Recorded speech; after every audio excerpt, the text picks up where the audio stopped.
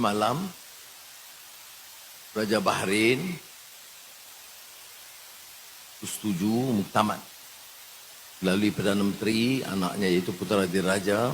Bahrain dalam hubungan telefon kepada saya mengesahkan bahawa Grand Prix F1 akan dijalankan di Malaysia dalam tempoh 2 bulan.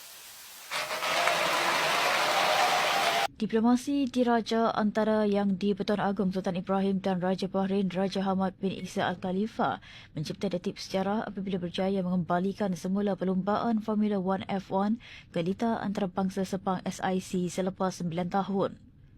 Menerusi hantaran di laman Facebook Sultan Ibrahim Sultan Iskandar hari ini, kejayaan itu disifatkan sebagai hasil hubungan erat serta kepercayaan tinggi yang terjalin antara Seri Paduka Baginda dan Raja Hamad sekaligus membawa kepada penganjuran Grand Prix GP F1 Bahrain di Malaysia.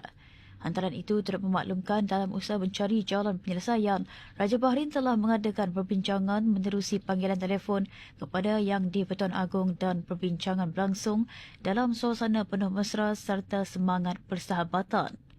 Perbincangan itu akhirnya menjadi titik tolak kepada kerjasama strategik antara Kerajaan Malaysia, Kerajaan Bahrain, Formula 1 dan FIA.